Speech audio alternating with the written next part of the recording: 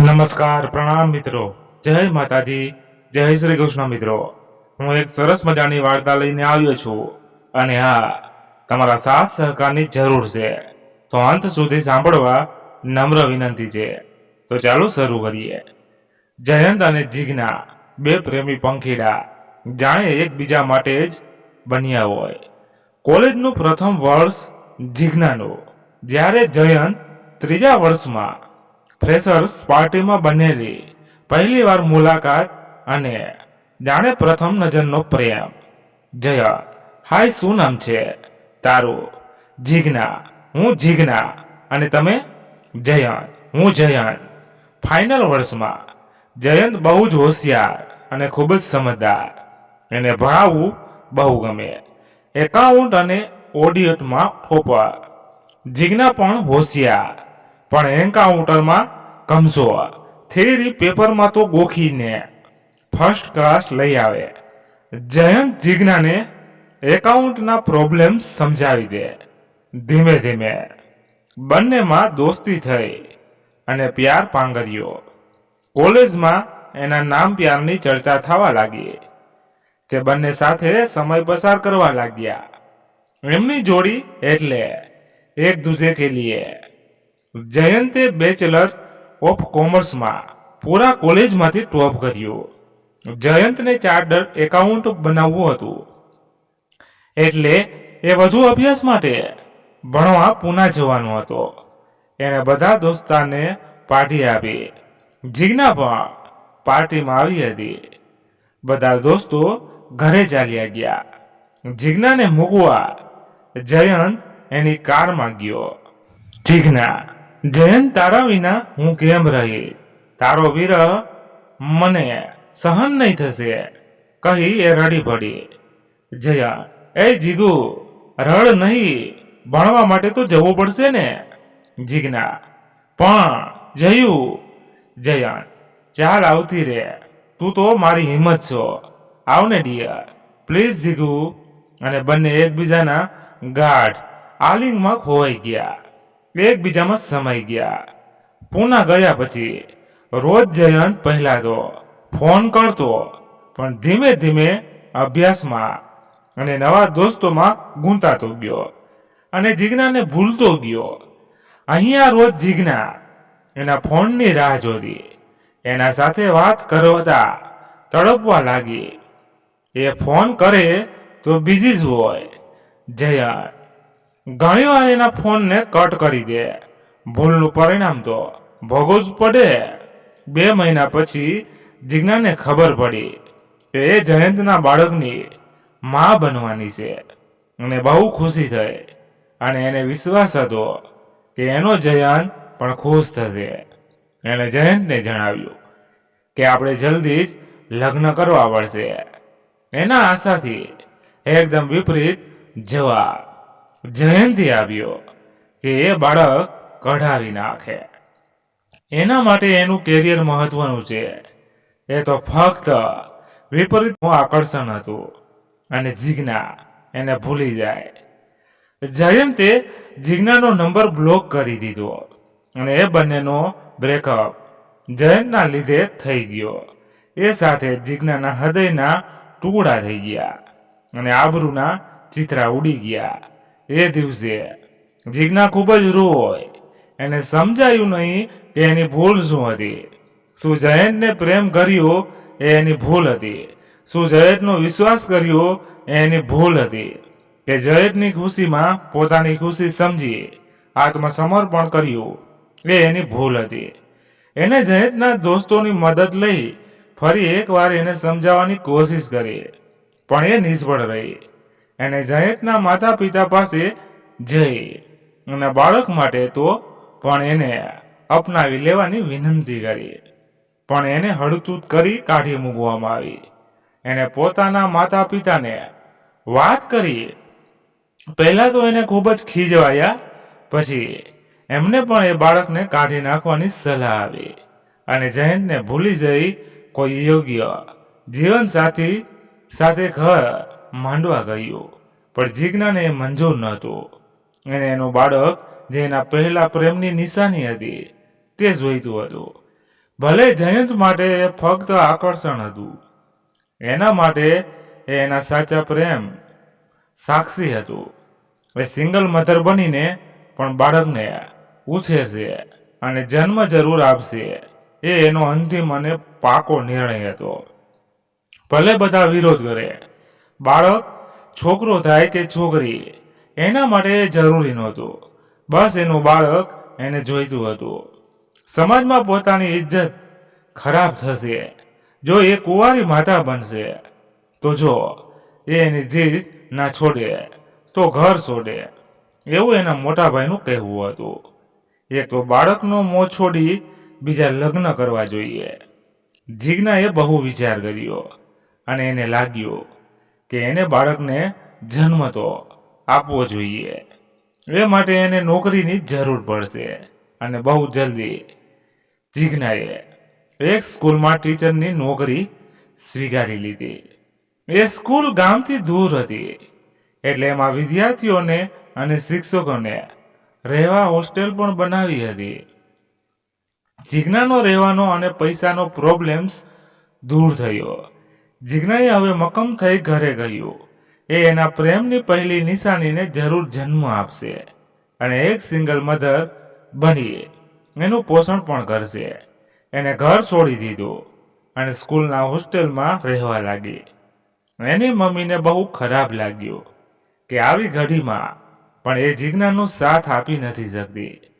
એના દીકરાનું એને માનવું પડે છે. હોશિયાર અને પ્રેમાળ જીજ્ઞા ટૂંક સમયમાં જ એના વિદ્યાર્થી અને સહકર્મચારીઓની લાડકી બની ગઈ. બધા એનું બહુ ધ્યાન રાખતા હતા. જીજ્ઞા હવે ધીરે ધીરે બધું ભૂલી ખુશ રહેવા લાગી. એ નિયમિત એનું ચેકઅપ પણ કરાવતી હતી. ઘરમાં એમનું બાળક મોટું થવા લાગ્યું અને એક દિવસ એ બાળકનો આવવાનો સમય પાસે આવ્યો. એને હોસ્પિટલમાં એડમિટ કરવામાં આવી. 4 કલાકની કપરી કસોટી અને દર્દ પછી જીજ્ઞા એ એક સુંદર બાળકને જન્મ આવ્યો. હોશમાં આવ્યા પછી જીજ્ઞાએ પૂછ્યું, મારું બાળક સ્વસ્થ છે ને? એ દીકરો છે કે દીકરી? ડોક્ટરે એને કહ્યું, હા, તમે હમણાં આરામ કરો કહી એનું ઘેનનું ઇન્જેક્શન આપી સુવડાવી દીધી. શું થયું હશે એના બાળકને? એને દીકરો આવ્યો હશે કે દીકરી? કે જીજ્ઞાને કશું થયું હશે? એ એના બાળકનું નામ શું રાખશે? જીજ્ઞા ફરી હોશમાં આવી અને એને એના બાળકને જોવાની જીદ કરી. ડોક્ટર આવ્યા અને જીજ્ઞાને કહ્યું, હા જીજ્ઞા, તને એક સુંદર દીકરો આવ્યો છે, પણ એનું વજન થોડુંક ઓછું હોવાથી એને સુરક્ષા પેટીમાં રાખ્યું છે. તું ફિકર નહીં કર. નર્સ જીજ્ઞાને બાળકને બતાવવા લઈ ગઈ. દૂરથી એક કાચની પેટીમાં નાજુક બાળક દેખી જીજ્ઞાને પોતાના બાળકનો પ્રેમ છલકાવા લાગ્યો. એને બાથમાં ભરી લેવાનું મન થયું પણ મજબૂરી હતી. જીજ્ઞાની માતાને ખબર પડી કે જીજ્ઞાને દીકરો આવ્યો છે. એણે જીજ્ઞાના ભાઈ જીગરને કહ્યું કે મને જીજ્ઞાને જોવા હોસ્પિટલમાં લઈ જા. મારે મારી દીકરી અને એના બાળકને જોવો છે. એને અહીંયા ઘરે લાવવી છે. પણ જીગરે સાંભળ્યું નહીં. એણે માતાને કહ્યું, મારી સમાજમાં ઇજ્જત છે. હું એક કુંવારી માતાને બેન માનવા તૈયાર નથી. તમે પણ ભૂલી જાઓ. મજબૂરીમાં માતા રડીને ચૂપ થઈ ગયા.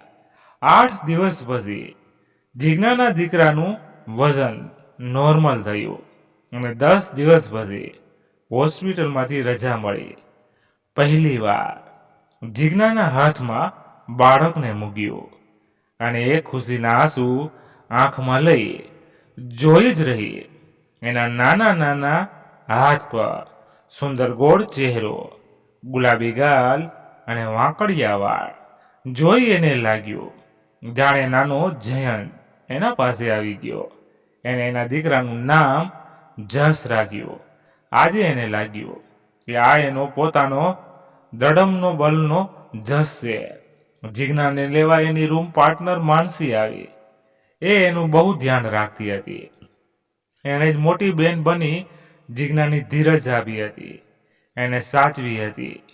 માનસીએ જીજ્ઞા અને જસની આરતી કરી રૂમમાં લીધા અને ફૂલોથી વધાવ્યા. પૂરી રૂમ ફુગ્ગા, તોરણ, નાના બાળકના કપડાં અને ફૂલોથી સજાવી હતી. નાનકડું ઘોડિયું પણ લાવ્યા હતા. એમાં જસને સુવડાવ્યો.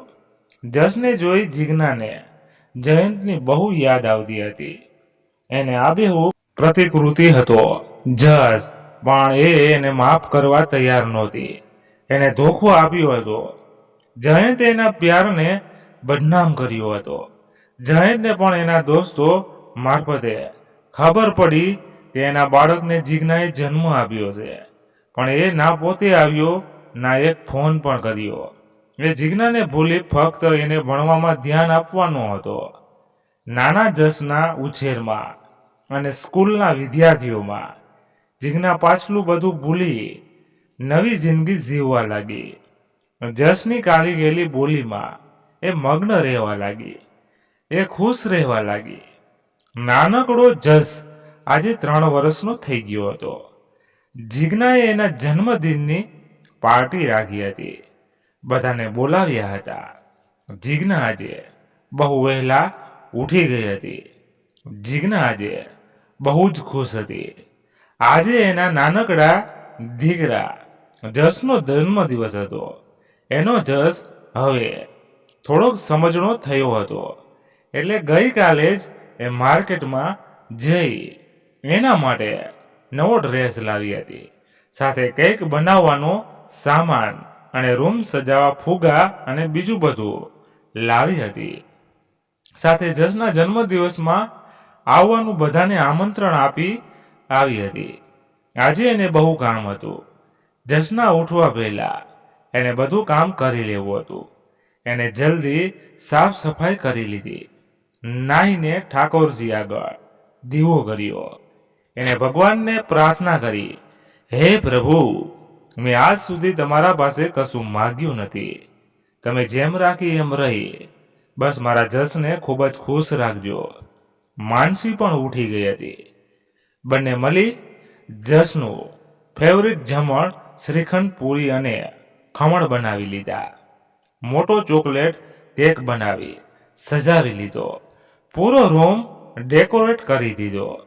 જીજ્ઞાની જિંદગી હાલમાં એનો જસ માનસી, એના સહકર્મી અને એના વિદ્યાર્થીઓમાં જ સીમિત થઈ ગઈ હતી. એટલે એને ફક્ત એના 5 સહકર્મીઓને જ સાંજે બોલાવ્યા હતા પાર્ટીમાં.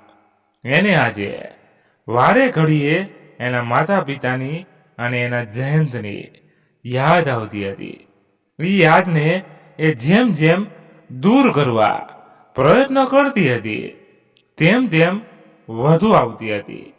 એની આંખોમાં વારે ઘડીએ પાણી આવી જતું હતું. માનસી બધું જાણતી હતી. એને સમજાવતી હતી કે આજના ખુશીના દિને આમ રડ નહીં. નાનકડો જસ ઉઠી ગયો હતો. તેને મસ્ત તૈયાર કરી સ્કૂલમાં લઈ ગઈ. ત્યાં એના હાથે બધા વિદ્યાર્થીઓને એક એક ડેરી મિલ્ક, સિલ્ક, કેડબરી, ફુગો, નોટબુક અને પેન અપાવ્યા. બધા એને જન્મદિવસની શુભકામનાઓ આપી. જસને બહુ કાંઈ સમજે નહીં, પણ એ બધાને મળી ખુશ હતો. સાંજે 6 વાગ્યે કેક કાપવાનો હતો. નાનકડા જસને બ્લેઝર પહેરાવી તૈયાર કર્યો હતો. જસ બહુ જ સુંદર, ખૂબ જ ક્યુટ નાનો રાજકુમાર લાગતો હતો. જીજ્ઞા બધા સહકર્મીઓ આવી ગયા હતા. બસ કેક કાપવાના જ હતા ને એક સફેદ કાર આવી. જીજ્ઞા વિચારમાં પડી ગઈ, કોણ આવ્યું હશે? એ કેક કાપવાનું રહેવા દઈ બહાર જોવા ગઈ. એની પાછળ માનસી પણ જસને લઈ આવી. કારમાંથી 3 જણ ઉતર્યા. પહેલા જીજ્ઞાની માતા, પછી જીજ્ઞાનો ભાઈ જીગર અને છેલ્લે જયંત. એમને જોઈ જીજ્ઞા એકદમ સ્તનબંધ થઈ ગઈ ને શું બોલવું એને કાંઈ સમજાયું નહીં. એના મનમાં ખુશી અને ગમનું યુદ્ધ શરૂ થયું. આનંદ અને ગુસ્સાની સંમિશ્ર લાગણી થઈ આવી. એ એકદમ મૌન થઈ ગઈ. એની દશા જોઈ માનસીએ બધાને આવકાર્યા અને અંદર આવવા વિનંતી કરી. પોતાના જસના જન્મદિનની મજા કિરકિરી ના થાય અને સહકર્મીઓને સામે કોઈ નાટક ના થાય. એટલે જીજ્ઞા નોર્મલ થઈ ગઈ. અંદર આવી એને જસના હાથથી કેક કટ કરાવ્યો. તાળીઓના ગડગડાટ વચ્ચે બધાએ જસને આશીર્વાદ આપ્યા. જસ બીજા નાના બાળકો સાથે રમવા લાગ્યો. જીજ્ઞાના મમ્મીએ જસ માટે સોનાનો ચેન લાવ્યા હતા, તો જયંત સોનાની વેટી લાવ્યો હતો. પણ જીજ્ઞાએ એનો સ્વીકાર કર્યો નહીં. જયંતે જીજ્ઞા સાથે વાત કરવાની કોશિશ કરી, પણ જીજ્ઞા તો જાણે ઓળખતી જ ન હોય એવો ભાવ રાખ્યો. જીજ્ઞા ફક્ત એના માતા સાથે થોડુંક બોલી. એમની મજબૂરી એ સમજતી હતી. એમને તબિયતની કાળજી લેવા કહ્યું. જીગર અને જયંત સાથે એક શબ્દ પણ ના બોલી. જયંત એને કહે છે કે એ સીએ થઈ ગયો છે અને પૂનામાં જ પોતાની ચાર્ટર્ડ એકાઉન્ટની ઓફિસ છે. જીજ્ઞા ચાહે તો ત્યાં પણ જોબ કરી શકે છે, પણ જીજ્ઞાએ કશો જવાબ ન આપ્યો. જયંત એક સિરકો એના જસને નિહાળતો રહ્યો, જે આબેહૂબ એની પ્રતિકૃતિ હતો. જાણે એનું બાળપણનું રૂપ. એને જસને ઊંચકીને ખૂબ જ પ્રેમ કરવાનું મન થતું હતું. ના કેમ થાય, એનું ખૂન એને પોતાની તરફ ખીચી રહ્યું હતું. પણ પોતાની ભૂલ યાદ આવતી હતી અને જીજ્ઞાની ગુસ્સાથી લાલ આંખો દેખાતી હતી. ભલે એ કશું બોલતી નહોતી, પણ શાંત સમુદ્ર વધુ ઉછળે એ જસને લાડ પણ ના કરી શક્યો. બધા ચાલ્યા ગયા. પછી જીજ્ઞાએ જસની નજર ઉતારી. એને નાઇટ ડ્રેસ પહેરાવી સુવાડી દીધો. પછી જીજ્ઞા માનસી સામે ખૂબ રોઈ. શા માટે આ લોકો આવ્યા હતા? કોણે બોલાવ્યા હતા? મારા શાંત જીવનમાં ખળભળાટ મચાવી ગયા. બીજો કોઈ દિવસ હોત અને ઘરમાં કોઈ મહેમાન ના હોત તો હું એમને અંદર પણ ના આવવા દેતી. જેમને મારા દુઃખમાં મને સાથ ન આપ્યો, એમને ફરી મને દુઃખ દેવાનો કોઈ હક નથી. માનસીએ એને સાંત્વના આપી અને શાંત કરી સુવાડવાની કોશિશ કરવાનું કહ્યું.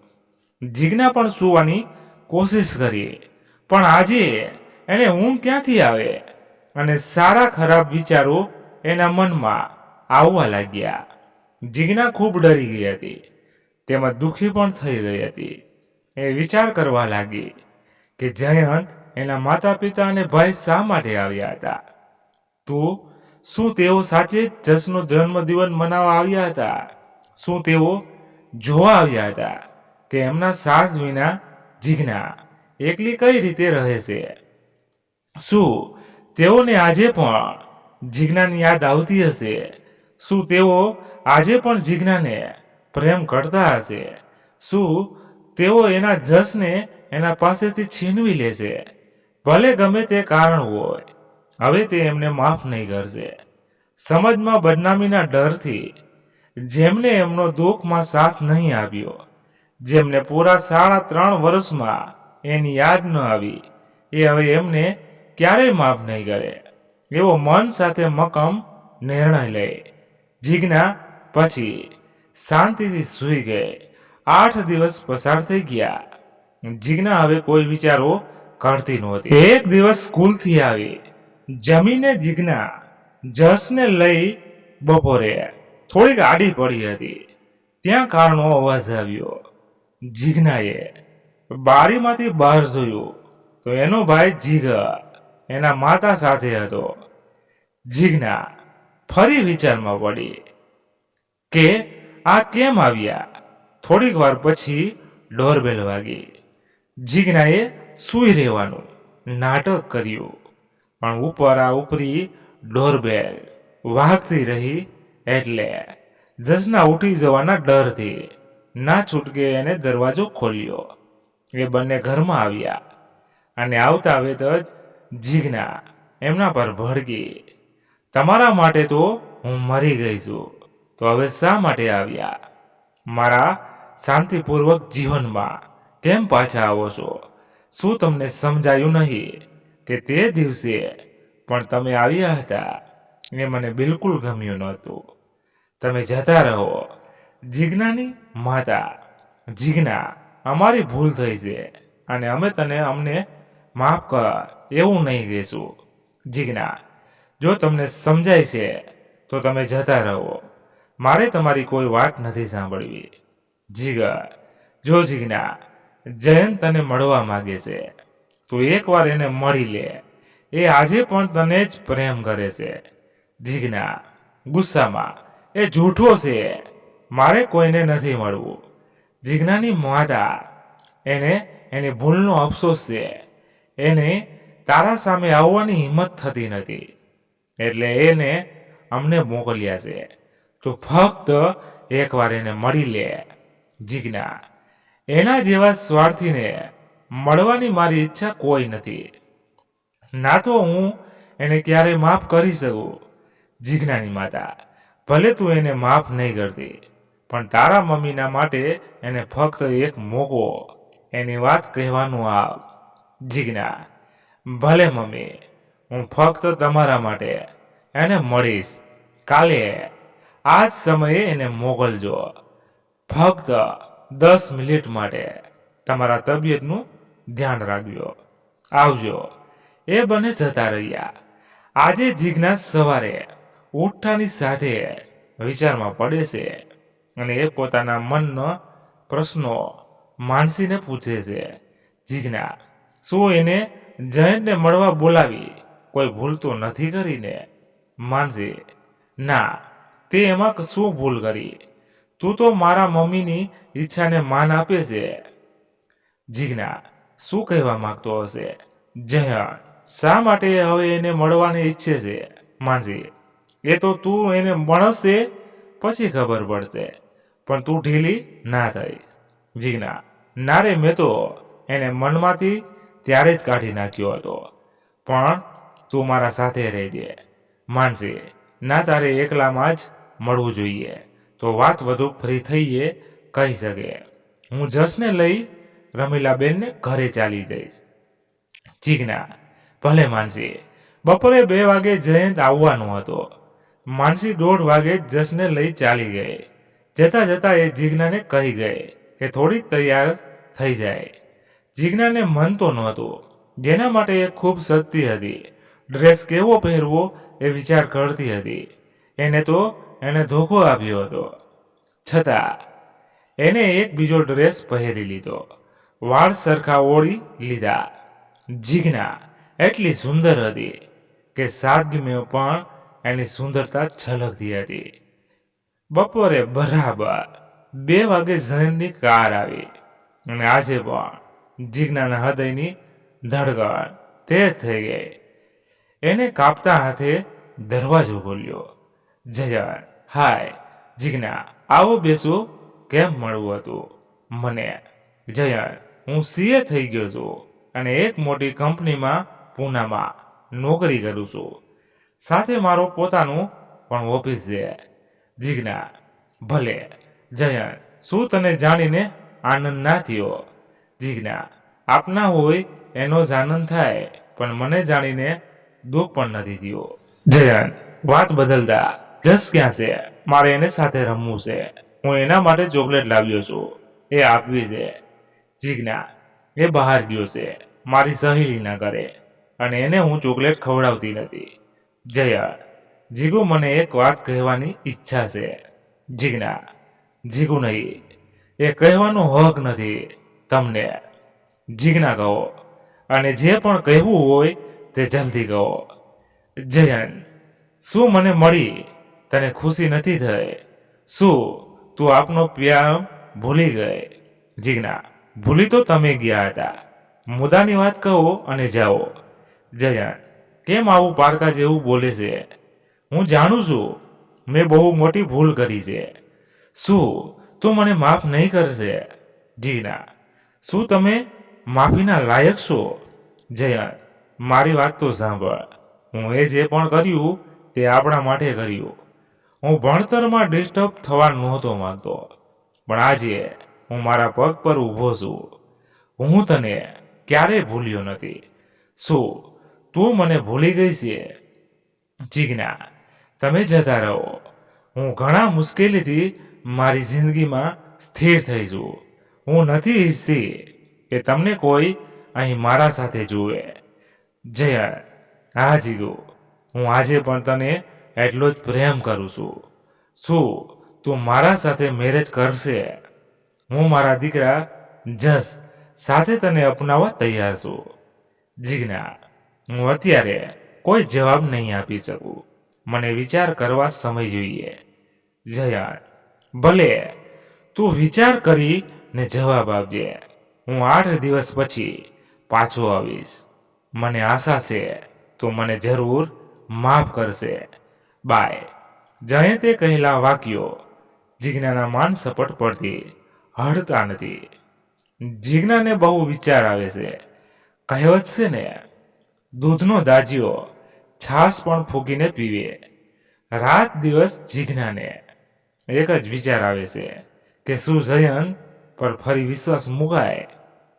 શું જયંત એના તનથી જ પ્રેમ કરતો હશે કે પછી સાચી જ મન થઈ પ્રેમ કરતો હશે?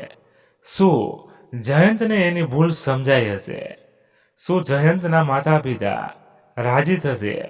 શું તેઓ એક કુંવારી માતાને એના પુત્ર સાથે અપનાવશે? આવા અનેક વિચારોમાં જીનાની રાતની નીંદ અને દિવસનું ચેન ખોવાઈ ગયું હતું. જોત જોતામાં 8 દિવસ થઈ ગયા. વિચારમાં ને વિચારમાં ક્યાં 8 દિવસ પસાર થઈ ગયા જીજ્ઞાને ખબર ના પડી. હજી સુધી એ કોઈ વિચાર કરી શકતી નહોતી. એનું મન ડગુમગુ હતું. ઘડીકમાં એનું મન કહેતું કે જયંતની વાત માની લે.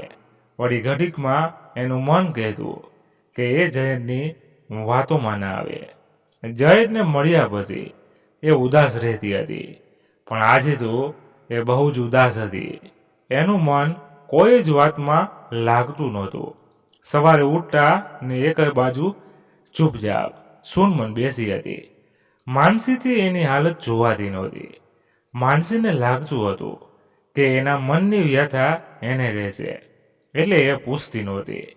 પણ આજે જીજ્ઞાને અતિ દુઃખી જોઈ માનસી છેવટે એને પૂછે છે, માનસી, શું થયું જીજ્ઞા? તો કેમ આટલી પરેશાન છે? જીજ્ઞા ખોટું હાસ્ય કરીને, ના રે માનસી, કશું નથી થયું. માનસી, તારે ના કહેવાય એવું હોય તો કંઈ નહીં, પણ તું દુઃખી છે એ મને સમજાય છે. જીજ્ઞા, શું કહું તને? જ્યારે હું પોતે જ કાંઈ નિર્ણય લઈ શકતી નથી. માનસી, હા, હું જાણું છું. જયેશને મળ્યા પછી તું વ્યથિત છે. શું વિચાર કરે છે? એને તને એવું શું કહ્યું કે તારા જેવી સ્ટ્રોંગ નારી આમ ઢીલી થઈ ગઈ? જીજ્ઞા, માનસીએ એને મને કહ્યું કે આજે પણ મને પ્રેમ કરે છે અને મને મારા જસ સાથે અપનાવવા તૈયાર છે. માનસી, આ તો ખુશીની વાત છે. ચાલો ખાઈ લઈએ ગોળધાણા. એમાં તું વ્યથિત કેમ છે? જીજ્ઞા, મેં વિચાર કરવાનો સમય માંગ્યો હતો અને આજે એ મારો નિર્ણય જાણવા ફરી આવવાનો છે. પણ હજી સુધી હું વિચાર કરી નથી શકી કે એની વાત માનું કે નહીં માનું. માનસી, એવું લાગે તો તમે હજી 2-4 વખત મળો અને પછી નિર્ણય લે. ઉતાવળમાં નહીં લેતી કોઈ પણ નિર્ણય. તારા સાથે હવે જસના પણ જિંદગીનો સવાલ છે. જીજ્ઞા, હા, તું સાચું કહે છે. આજે હું એને કહીશ. હવે બરાબર, આવવા દે. આભાર માનસી, તે મારી વ્યથા દૂર કરી. જીજ્ઞાને હવે શાંતિ થઈ. જયંતના આવવાની તે પ્રતીક્ષા કરે છે. બપોરે 2 વાગે જયંત આવવાનો હોય છે. માનસી અને જીજ્ઞા બંને સાથે જમે છે. પછી માનસી જસને સાથે લઈને જવાની હોય છે.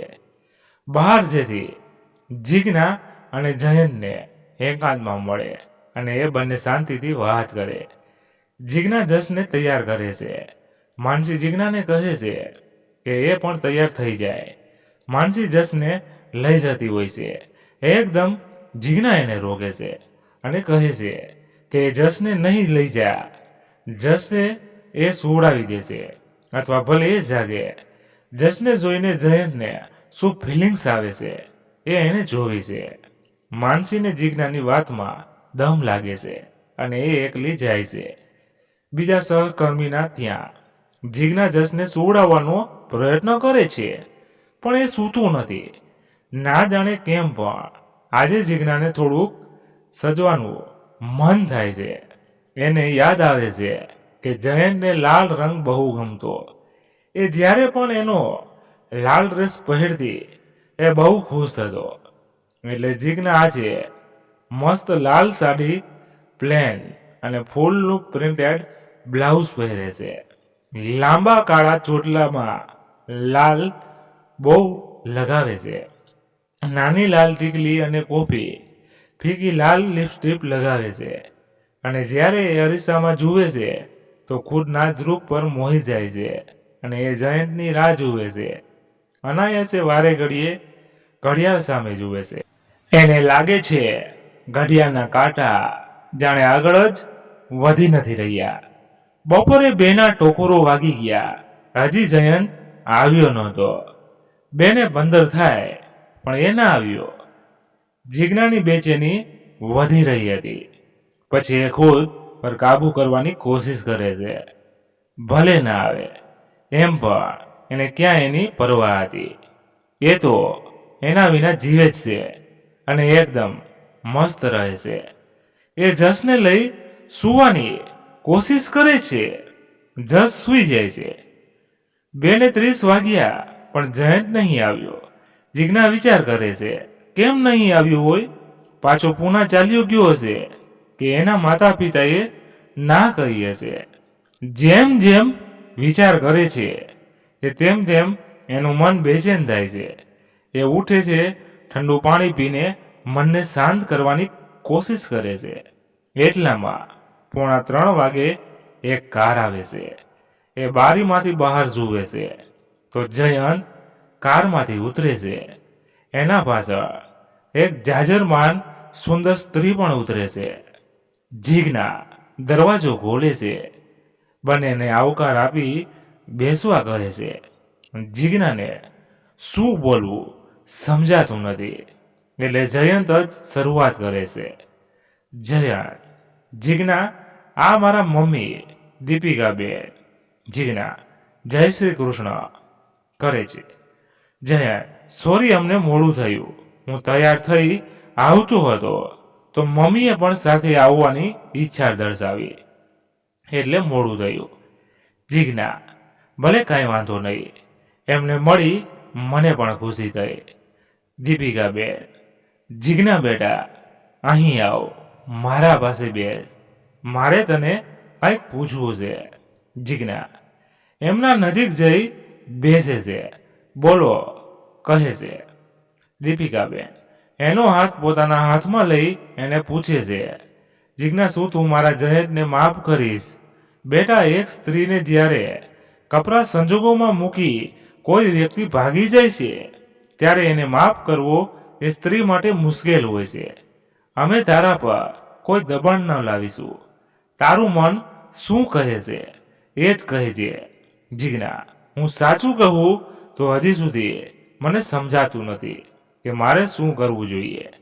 જયા, જીજ્ઞા પ્લીઝ તું મારા પર વિશ્વાસ કર. હું સાચે તને બહુ પ્રેમ કરું છું. તને જોઈએ તો તું હજી સમય લે.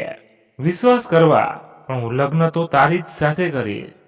દીપિકાબેન, જીજ્ઞા, જસ ક્યાં છે? શું હું એને જોઈ શકું છું? જીજ્ઞા, એ અત્યારે સૂતો છે. આવો. એ બંનેને બીજા રૂમમાં લઈ જાય છે.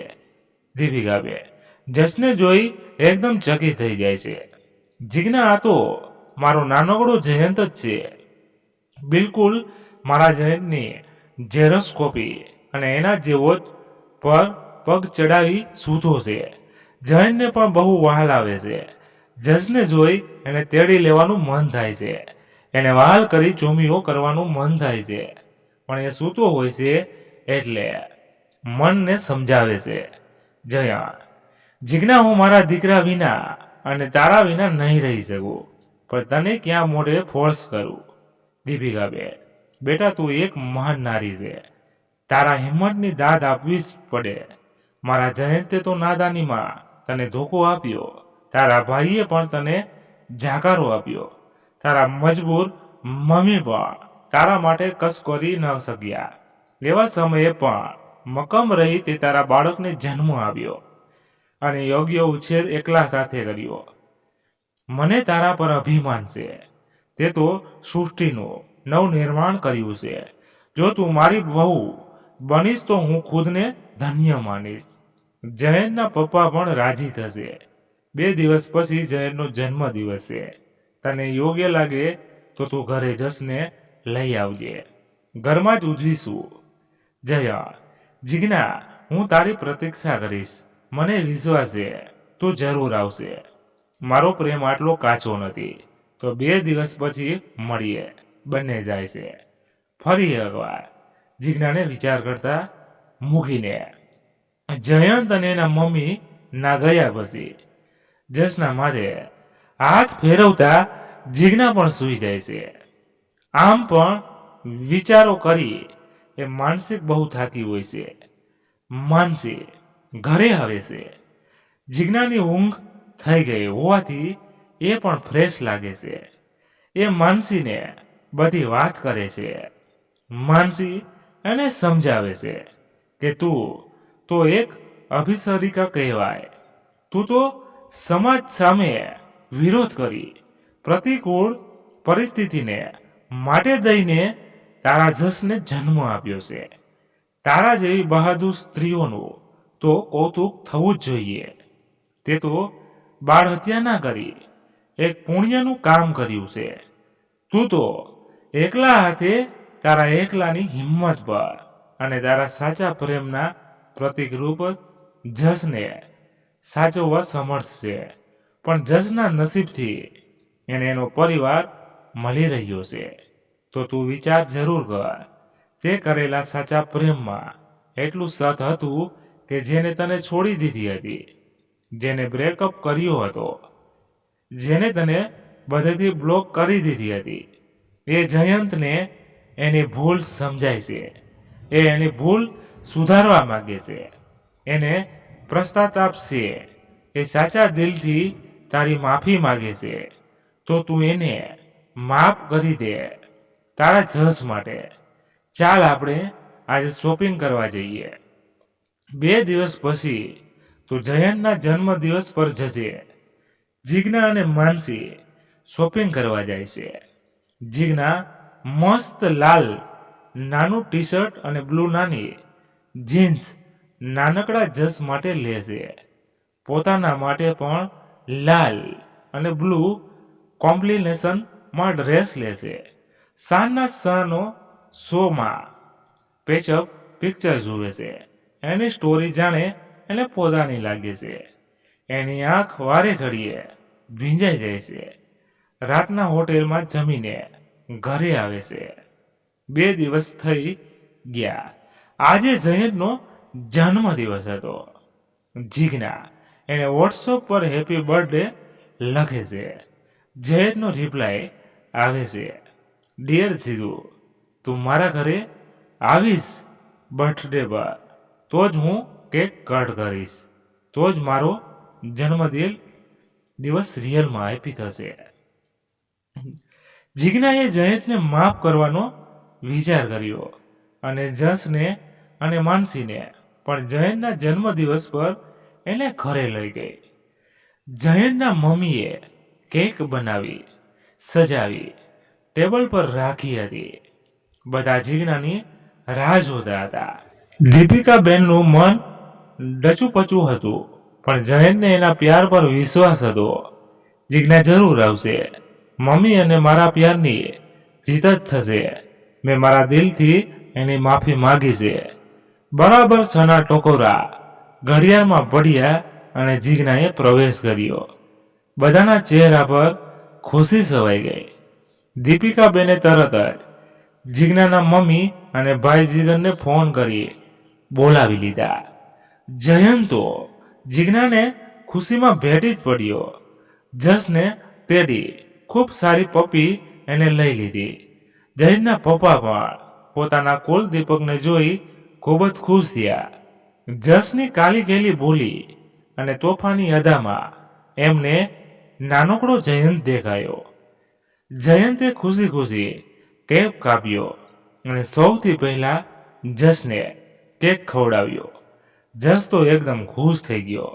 જયંતને કહેવા લાગ્યો, મારા મમ્માને પણ કેક આપો, તો જ મારી મમ્મા તમને ગિફ્ટ આપશે. જયંતે જીજ્ઞાને કેક ખવડાવ્યો.